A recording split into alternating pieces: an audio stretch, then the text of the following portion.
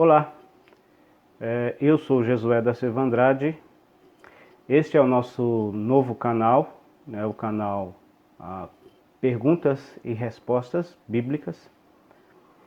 E nosso desejo é estar ajudando a você através de algumas perguntas que já respondemos no nosso blog Consultório Bíblico, mas também de novas perguntas que surgirem, a ajudar a vocês a compreender melhor a palavra de Deus e também a entender alguns assuntos geralmente controversos e polêmicos, né, que nos é muitas das vezes apresentado no meio da cristandade.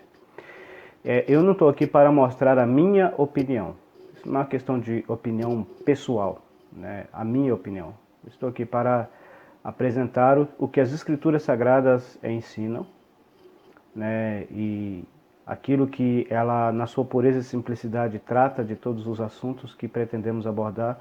Há, claro, em alguns casos que é entendimento meu, né, e eu tenho que ser honesto com isso, eu que entendo dessa forma.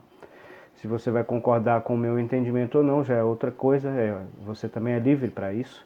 Mas desejamos, assim, de alguma forma, ajudar a você a tirar suas dúvidas, né? Mas nosso objetivo aqui é levar você para a palavra de Deus e dentro da palavra de Deus, das Escrituras Sagradas, você tirar suas próprias conclusões. Nossa pergunta de hoje é a primeira pergunta que eu respondi no meu blog. A pergunta é a seguinte, a dúvida que me veio não só de uma única pessoa, mas de várias pessoas, por isso que a pergunta não tem autor. E também eu sempre procuro deixar anônimo as pessoas que me perguntam, que às vezes alguém pode ficar constrangido. Mas é a dúvida de muitas pessoas, inclusive foi a minha dúvida durante um bom tempo. Mas a grande dúvida, né? O crente, aquele que um dia verdadeiramente arrependeu de seus pecados e creu no Senhor Jesus Cristo, né? Que movido pelo Espírito Santo, ao ser confrontado com a palavra de Deus, ao compreender a realidade do seu pecado e o seu destino eterno diante de Deus, arrependeu do seu pecado e entregou a sua vida a Cristo, recebendo Ele como Senhor e Salvador pessoal de sua alma. Essa pessoa que fez isso, né, que verdadeiramente se converteu a Cristo, ela pode perder a salvação? Então, estamos começando com esta pergunta, né, pois qual recém-convertido nunca teve esta dúvida? Muitas pessoas já me fizeram essa pergunta e, segundo alguns teólogos, nas Escrituras Sagradas há muitos textos que dão base para esses dois pensamentos.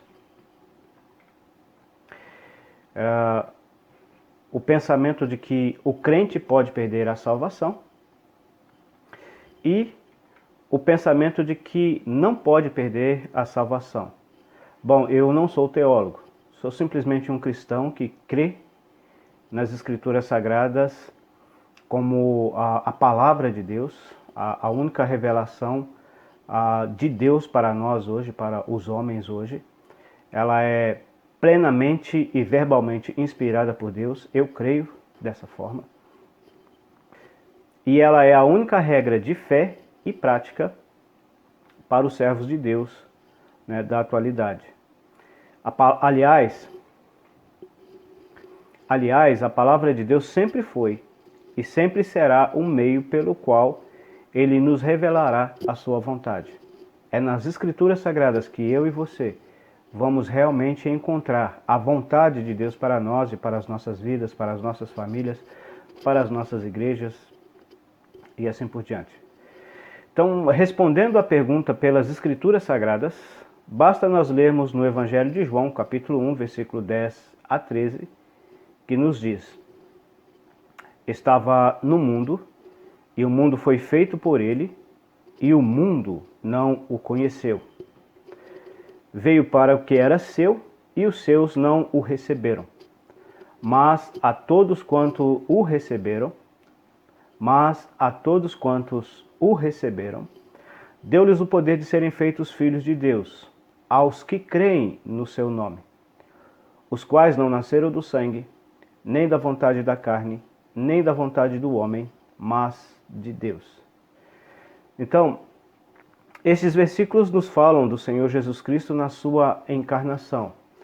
E eles deixam bem claro que aqueles que receberam ao Senhor Jesus Cristo pela fé se tornaram filhos de Deus. Ou seja, no momento em que um pecador arrepende-se de seus pecados e deposita sua confiança total na pessoa e obra do Senhor Jesus, na pessoa e obra do Senhor Jesus Cristo, neste momento ele se torna um filho de Deus. Até este momento, até o momento da conversão, ele era um pecador perdido, morto em seus delitos e pecados, separados da presença de Deus, e era uma criatura de Deus. Ele não era filho de Deus. Infelizmente, algumas religiões dizem isso, que todos os seres humanos são filhos de Deus. No sentido de criação, pode até ter sentido essa expressão, mas a palavra filho nas Escrituras Sagradas em relação a Deus está tratando de um relacionamento peculiar, de um relacionamento mais profundo. Nesse sentido supremo, o único Filho de Deus é o Senhor Jesus Cristo. Tanto é que em João 3,16 nos diz: Deus amou o mundo que deu seu Filho unigênito, único. Então, nesse sentido profundo e extremo. No sentido de adoção, ou seja, Deus nos tirar de um relacionamento deficitário, um relacionamento problemático. Então, esse relacionamento de Deus com o ser humano sem Cristo é um relacionamento onde Deus é o juiz e o ser humano sem Cristo é o pecador perdido, um réu culpado que tem que comparecer perante ele. Em Apocalipse capítulo 20, versículo 11 a 15 nos diz isso, né? O julgamento do grande trono branco, o julgamento final, o juízo final. E ali ser condenado e receber sua sentença, que é o lago de fogo. Então, nesse sentido, o ser humano sem Cristo, ele é esse réu, é esse relacionamento. Mas no momento em que ele arrepende de seu pecado e que ele crê no Senhor Jesus Cristo como Senhor e Salvador, ao receber a Cristo, né, pela fé, ele se torna um filho de Deus. Então há essa diferença entre aqueles que receberam a Cristo como Senhor e Salvador de suas almas e aqueles que rejeitaram a Cristo, independente da sua confissão religiosa. Pode ser até uma pessoa evangélica, né? Não é que porque uma pessoa frequenta uma religião evangélica, talvez desde criança foi batizado e faz muitas coisas daquela religião, pratica muitas coisas que aquela religião ali lhe ensina, que indica que ele é verdadeiramente um convertido a Cristo. Se ele não tiver arrependido de seus pecados e recebido a Cristo pela fé como Senhor e Salvador pessoal dele, infelizmente esta é a condição dele, embora no ponto de vista humano, físico, ele pertencer a uma religião cristã, a uma religião evangélica cristã. Então são duas coisas diferentes. Ser um verdadeiro crente no Senhor Jesus Cristo é uma coisa, pertencer a uma religião cristã, mesmo evangélica, é outra coisa completamente diferente. Pode um verdadeiro crente, um verdadeiro cristão, ser membro de uma igreja evangélica. Isso, sem sombra de dúvida, e a gente crê que há vários irmãos, há vários salvos espalhados no denominacionalismo religioso, no denominacionalismo cristão. Há vários irmãos e irmãs espalhados, né, filhos de Deus, membros do corpo de Cristo, membros da igreja de Deus, espalhados no meio da cristandade professa. Porque quem salva é o Senhor Jesus Cristo e não o nome de placa de religião. Mas a verdadeira igreja de Cristo é todo aquele que verdadeiramente arrependeu de seus pecados e creu no Senhor Jesus Cristo como Senhor e Salvador, e é esse povo que o Senhor Jesus Cristo virá buscar no arrebatamento. Cristo não virá buscar a denominação A nem denominação B, mas virá buscar aqueles que o receberam pela fé como Senhor e Salvador pessoal. Em contrapartida, aqueles que ainda não nasceram de novo, Em Efésios capítulo 2, versículo 1 a 3, a palavra de Deus diz que eles estão mortos em seus delitos e pecados. Não é que eles estão mortos fisicamente, né, mas estão mortos espiritualmente. O que quer dizer isso? Embora eles vivem fisicamente nesse mundo, mas espiritualmente há uma separação entre eles e Deus. Essa separação é chamada ali de morte. Por que é chamada de morte? Porque por mais que o ser humano esforce, lute, pratique boas obras, faça orações, faça sacrifícios e muitas outras coisas, se ele não nascer de novo, ele continuará nesse estado. Em outras palavras, né, é uma situação irreversível para o próprio ser humano. É Deus, em sua graça, mediante a pessoa e obra do seu unigênito Filho, o Senhor Jesus Cristo, que reverte essa situação, salvando aqueles que se arrependem e creem no Senhor Jesus Cristo, tirando eles dessa posição triste e lamentável e os colocando num novo relacionamento, numa nova posição diante de si mesmo, diante do próprio Deus, uma posição baseada naquilo que Cristo fez na cruz do Calvário, naquilo que a morte de Cristo realizou por eles na cruz do Calvário. Então, o relacionamento de Deus com os crentes, os verdadeiros crentes, antes da conversão, era um relacionamento de um juiz irado, que em sua justiça precisa punir o pecador. Mas quando ele arrepende de seu pecado e converte-se ao Senhor Jesus Cristo, esse relacionamento muda. Agora não existe mais essa condição, porque Deus, através da obra redentora do Senhor Jesus Cristo, o adotou como filho. É o que está lá em Romanos capítulo 8, versículo 1 e depois versículo 15 a 17. Vamos ler esse texto para você entender melhor o que estamos dizendo. Romanos capítulo 8, versículo 1 está escrito assim: Portanto, agora nenhuma condenação há para os que estão em Cristo Jesus, que não andam segundo a carne, mas segundo o Espírito. Agora nenhuma condenação há para os que estão em Cristo Jesus. Observa bem esse texto. Não há nenhuma condenação. Então, uma vez que você arrependeu dos seus pecados, o problema do seu pecado, judicialmente falando, foi resolvido através da obra de Cristo na cruz do Calvário. Todos os seus pecados foram perdoados. Versículo 15 a 17. Porque não recebestes o espírito de escravidão, para outra vez estardes em temor, mas recebeste o espírito de adoção de filhos, pelo qual clamamos, Abba, Pai. O mesmo Espírito testifica com o nosso espírito que somos filhos de Deus. E se nós somos filhos, somos logo herdeiros também, herdeiros de Deus e co-herdeiros de Cristo, se é certo que com ele padecemos, para que também com ele sejamos glorificados. Então, não existe mais nenhuma condenação. Não existe mais nenhuma condenação sobre aqueles que arrependeram de seus pecados e se converteram ao Senhor Jesus Cristo. Tanto os pecados passados, presentes e futuros foram levados e foram castigados e foram tratados através da morte do Senhor Jesus Cristo na cruz do Calvário. Agora tem gente que tem uma dificuldade com isso. Mas como assim pecados futuros? Os pecados que ainda vou cometer? Sim. Sim. No sentido judicial foram resolvidos. Existe muita confusão entre o perdão judicial de Deus com o perdão paternal de Deus. E são duas coisas distintas. Se Deus assim permitir, nós vamos tratar a respeito disso, né? Qual é a diferença entre o perdão judicial e o perdão paternal?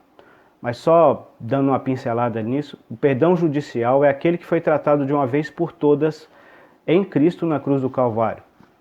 Quando o pecador arrepende de seus pecados e crê no Senhor Jesus Cristo, é esse perdão que ele recebe.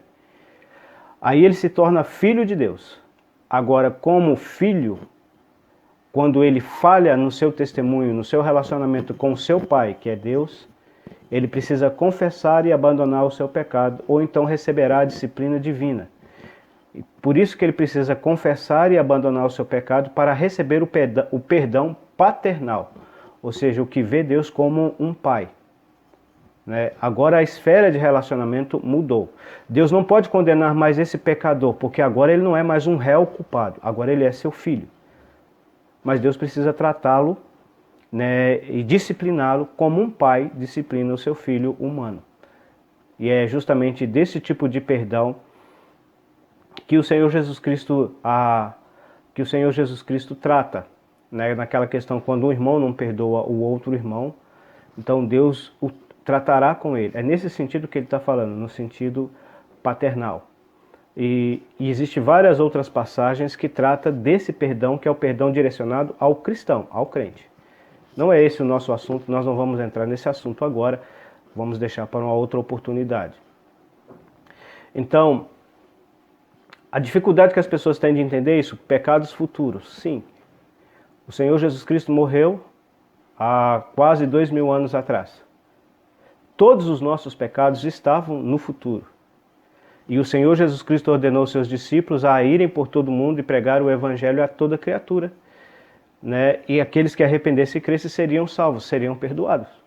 E o pecado dessas pessoas que os apóstolos, a quem elas saíram pregando o evangelho, também estavam no futuro. Então é simples de entender isso. O Cristo, ele é Deus e a extensão do seu poder, do seu perdão é como o seu poder. Né? Não há pecador que não possa ser perdoado. O único pecador que não pode ser perdoado é aquele que rejeita o perdão de Deus. É simples assim. Mas uma outra situação que nos revela que aqueles que converteram-se verdadeiramente ao Senhor Jesus Cristo não podem perder a salvação, é o texto que se encontra no Evangelho de João, que nos diz: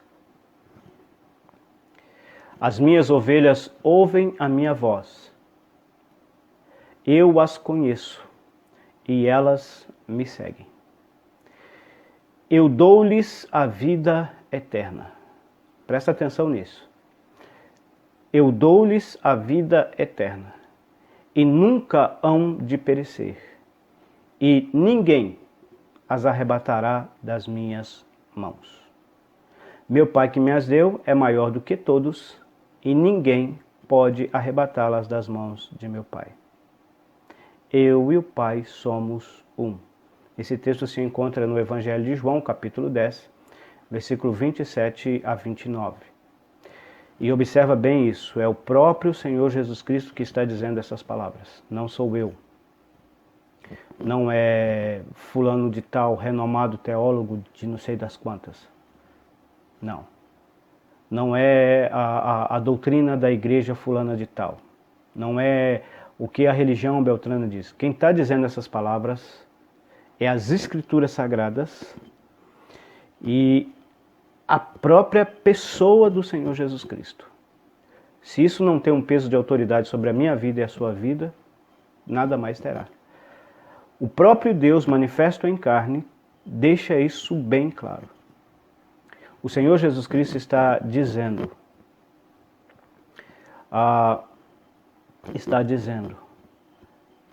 as minhas ovelhas ouvem a minha voz. Observe bem isso, as ovelhas dele. Quem são as ovelhas dele? Aqueles que foram remidos, que foram lavados, que foram comprados com seu próprio sangue, com o próprio sangue do Senhor Jesus. Quando um pecador arrepende de seus pecados e crê no Senhor Jesus Cristo como Senhor e Salvador de sua alma, esse pecador se torna uma ovelha de Cristo. Ele foi comprado, ele foi lavado pelo sangue do Senhor Jesus Cristo. E qual que é o primeiro sinal disso? Ele ouve a voz do Senhor. As minhas ovelhas ouvem a minha voz. A voz do Senhor. Mas qual que é a voz do Senhor? É as Escrituras Sagradas. É a palavra de Deus, é a Bíblia Sagrada. Depois ele fala, e eu as conheço. O Senhor Jesus Cristo é onisciente. O Senhor Jesus Cristo é onipresente. O Senhor Jesus Cristo, ele é onipotente. Ele conhece você. assim como Ele me conhece. Ele sabe se eu realmente um dia entreguei a minha vida a Ele, de todo o coração, de todo o meu ser. Ele sabe. Ele sabe das suas limitações, Ele sabe das suas fraquezas, Ele sabe das suas dificuldades, Ele sabe das suas dúvidas, inclusive em relação a esse assunto. Ele sabe. E Ele está dizendo isso: eu conheço as minhas ovelhas. E elas me seguem. As ovelhas do Senhor Jesus Cristo seguem o Senhor Jesus Cristo. As ovelhas do Senhor Jesus Cristo não seguem doutrina A, doutrina B, doutrina C, igreja fulana de tal, pastor beltrano de tal, teologia da prosperidade, teologia da liberalidade, calvinismo, arminianismo, pentecostalismo. Eles não seguem essas coisas. Isso tudo é invenção humana. Isso tudo é invenção humana, da carnalidade humana influenciada pelo inimigo de nossas almas para confundir os seres humanos. Inclusive confundir os próprios filhos de Deus, os próprios servos do Senhor Jesus Cristo, as próprias ovelhas do Senhor Jesus Cristo. Principalmente com essa terrível dúvida que paira na mente e no coração de muitos, que é: será que eu posso perder minha salvação? Então, o próprio Senhor Jesus Cristo está dizendo, né? Ele conhece as suas ovelhas ouvem a sua voz, elas o seguem. Você está seguindo o Senhor Jesus Cristo? Ou você está seguindo o que o pastor diz, o que fulano diz, o que Beltrano diz? Essa aí é uma pergunta que você precisa responder a Deus diante dele. Quem que você está seguindo? E ele vai dizer: eu lhes dou. Observa bem essa expressão: eu dou a vida eterna. Ele dá. Ele dá a vida eterna. Observa a expressão. É uma coisa que ele dá. Não é uma coisa que ele vende, que ele barganha, que ele troca. Ele dá a vida eterna. E observe também essa expressão: vida eterna. Só nisso aí já dá para a gente entender. Se Cristo salvasse uma pessoa e passasse 2, 3 semanas, essa pessoa perdesse essa salvação, perdesse essa vida, que é chamada aqui de vida. A salvação aqui é chamada de vida eterna. A pessoa perdesse essa vida, ela não seria eterna. Ele estaria entrando em contradição consigo mesmo. E ele não pode fazer isso porque ele é Deus. Deus não pode voltar atrás em suas palavras. Ele está dizendo: eu lhes dou a vida eterna. Olha o maravilhoso conforto, consolo que essas palavras trazem. O Senhor Jesus Cristo diz: e nunca hão de perecer. Há uma tradução que diz: e jamais. Tanto a expressão nunca como jamais significa uma coisa só. É impossível.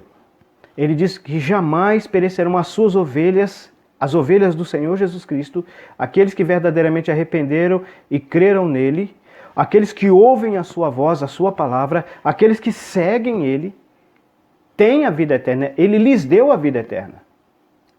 E ele está dizendo: olha, e jamais perecerão. Então, ele está dizendo: nós jamais pereceremos. Jamais. E ele diz: e ninguém as arrebatará das minhas mãos. Ninguém. Qual que é a palavra que ele usa? Ninguém. Aí se alguém tiver dúvida do Senhor Jesus Cristo, ele chama a responsabilidade junto com o Pai. Meu Pai, que me as deu, ou seja, a ideia que não é de predestinação fatalista, como alguns pensam, mas a ideia que é de soberania de Deus. No processo da sua conversão, o processo da sua conversão, assim como a minha conversão, foi obra de Deus, né? Nós estávamos mortos em nossos delitos e pecados, longe de Deus, caminhando a passos largos para o inferno, mas Deus abriu os nossos ouvidos, Deus abriu as nossas mentes, Deus abriu os nossos corações. Deus nos concedeu o privilégio de ouvir a sua palavra, o seu evangelho. Deus nos concedeu o privilégio de arrepender dos nossos pecados em sua bondade, nos conduziu ao arrependimento. e nos conduziu à fé no seu precioso Filho, no Senhor Jesus Cristo. Ele nos deu ao seu Filho, Senhor Jesus Cristo. O Pai nos deu ao seu Filho, Senhor Jesus Cristo. E o Senhor Jesus Cristo fala, e o Pai é maior do que todos.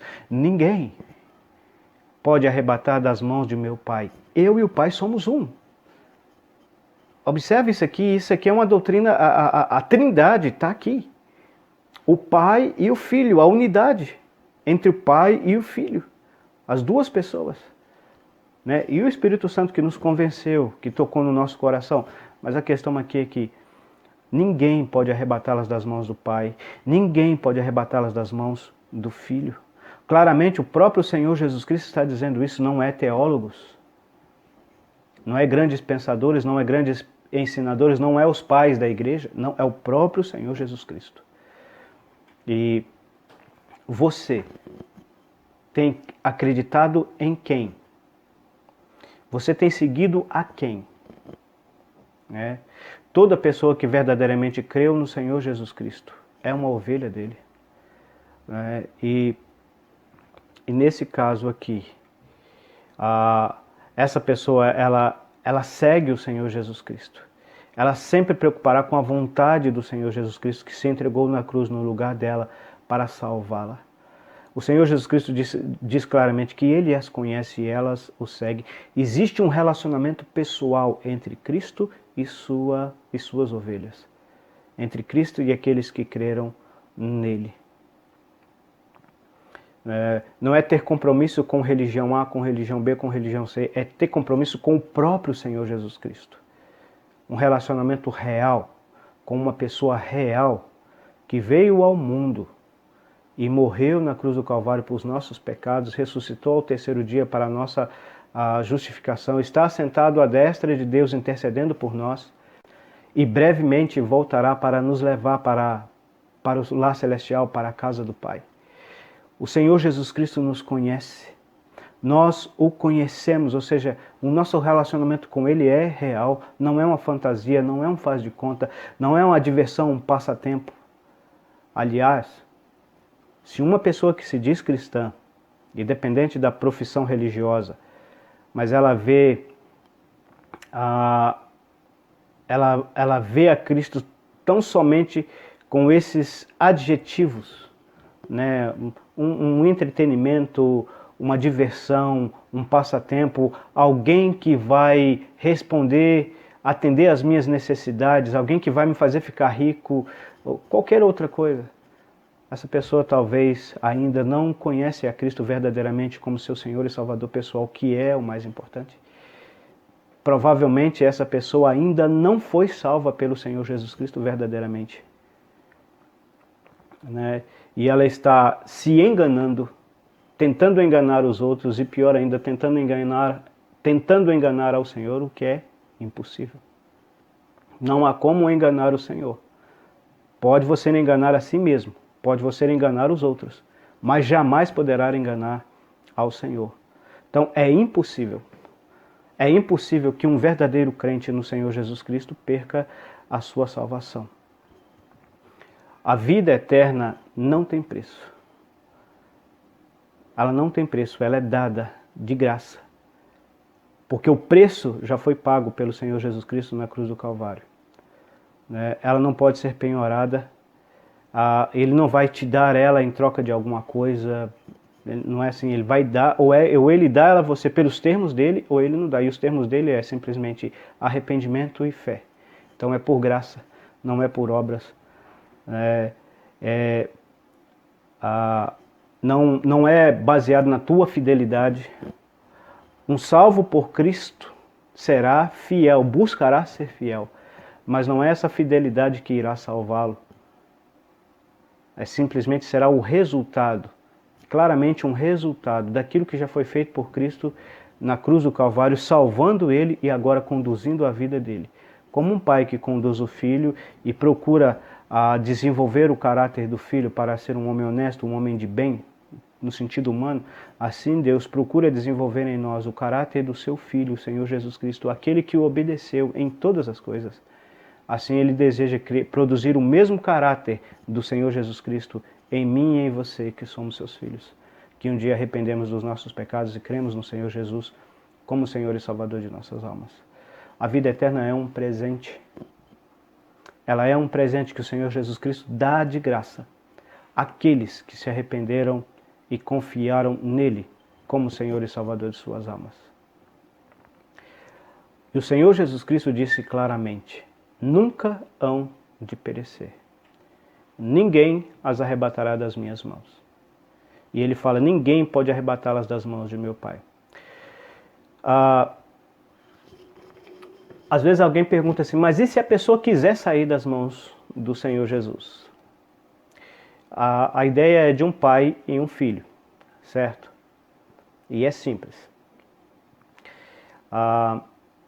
Quando você vai sair com seu filho pequenininho, atravessar com ele uma rua movimentada que tem muitos trânsitos, é seu filho que segura na sua mão ou é você que segura na mão do seu filho? É nós que seguramos nas mãos dos nossos filhos. E por mais que ele se esforce, por mais que ele lute, por mais que ele tente, nós não soltamos. Porque se soltarmos, ele vai correr perigo. Nós poderemos, porque nós somos humanos, somos falhos, poderemos perdê-lo. Então nós seguramos com toda a força e atravessamos. Né? E continuamos segurando a mão dele, mesmo do outro lado da calçada. Na calçada, do outro lado da rua. Agora, se eu e você temos esse cuidado com os nossos filhos, Deus, que é onisciente, que é onipotente, que é onipresente, não vai ter esse cuidado conosco? E nós estamos seguros nas mãos de Deus. É como se Deus tivesse pegado uma mão, colocado nós, fechado essa mão, e vindo por cima e colocado a outra. Para alguém tirar, tem que ser muito mais forte do que ele não tem. Não há ninguém mais forte do que Deus. Então, se eu disser para você que o verdadeiro crente, aquele que verdadeiramente arrependeu e creu no Senhor Jesus Cristo como Senhor e Salvador, pode perder a salvação, eu estou dizendo que Deus não é poderoso para segurá-lo nas suas mãos. Eu estou diminuindo a onipotência de Deus, o todo poder de Deus. Eu estou diminuindo a obra de Cristo na cruz do Calvário. Eu estou desmerecendo ela, dizendo claramente que ela não é suficiente para salvar o pecador. Então a perda de salvação ela é heresia, e heresia grossa, que divide o povo de Deus e que leva o povo de Deus, aqueles que verdadeiramente creram no Senhor Jesus Cristo, a duvidar do poder, da graça, da misericórdia de Deus e da eficiência da obra de Cristo na cruz do Calvário. Então não creia nessa heresia, creia naquilo que a palavra de Deus diz. Uma vez salvo, aqueles que verdadeiramente arrependeram de seus pecados e creram no Senhor Jesus Cristo, eles foram salvos, salvo para sempre. Esperamos ter te ajudado a compreender essa verdade melhor. Se você tiver alguma dúvida, envie-nos, né, um e-mail. Nós vamos deixar o nosso e-mail na descrição, no final da descrição do vídeo. Né, e deixa seu comentário também, responderemos ele na medida do possível, né, conforme Deus assim nos permitir. E deixa o seu like. Deus continue abençoando ricamente a sua vida. Até a próxima pergunta, se Deus assim permitir.